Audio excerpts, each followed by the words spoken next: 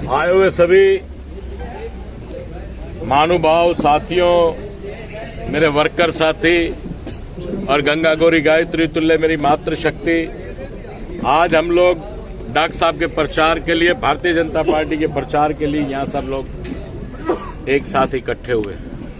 हमारा एक ही मकसद है कि हम लोग यहाँ से कमल को जिताने का काम करें, डॉक्टर साहब को जिताने का काम करें, जिन्हें पार्टी ने टिकट देने का काम किया।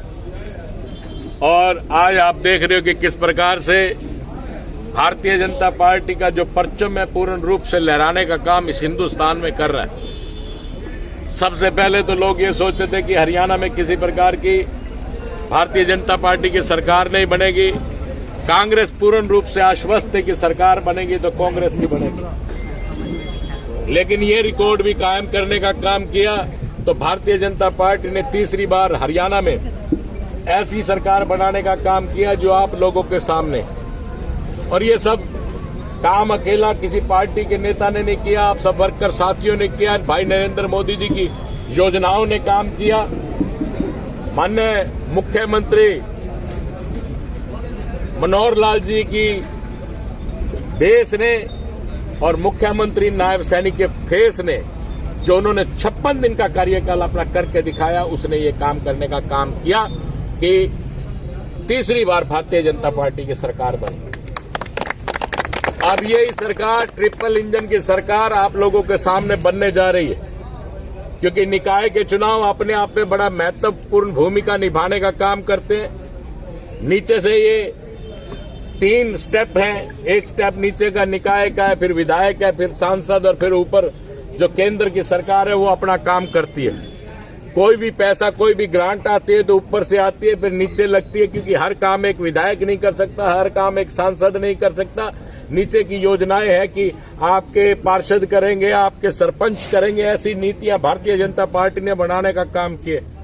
आप अच्छी तरह जानते हैं कि जो 56 दिवस का कार्यकाल नायब सैनी जी का रहा, उन्होंने चुनाव से पहले लगभग 24,000 नौकरियां देने का जो वायदा किया, कांग्रेस ने एक बात तय की कि आपने देखा होगा जब भी भारतीय जनता पार्टी की सरकार ने नौकरियां देने का काम किया तो एक भर्ती रोको गैंग ने अपने आप में काम करने का काम किया।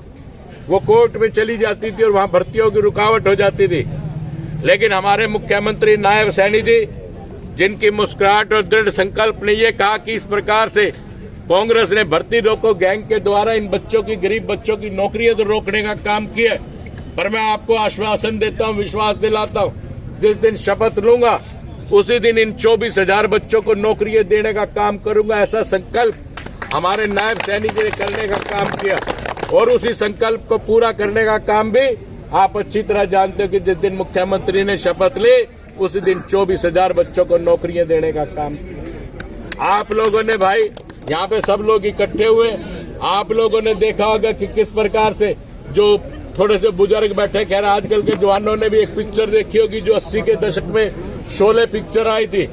उसमें कहा जाता था, एक डायलॉग आया था गब्बर सिंह का कि माँ कहती है बेटा सो जा नहीं तो गब्बर सिंह आ जाएगा। ये डायलॉग था कि नहीं था? सबने पिक्चर देखी, बड़ी फेमस फिल्म हुई थी।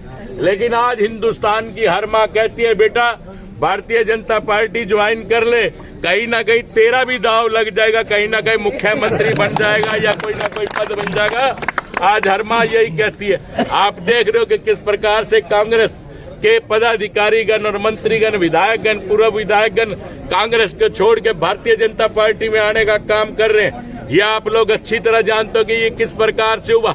आपको ये भी अच्छी तरह पता है कि कांग्रेस किस प्रकार से आश्वस्त है कि हम लोग सरकार बनाने का काम करेंगे, लेकिन हमारे प्रांत के लोग जानते हैं कि भ्रष्टाचारी सरकार, कालाबाजारी करने वाली सरकार को किसी प्रकार से यहाँ पांव फैलने नहीं दिए जाएंगे।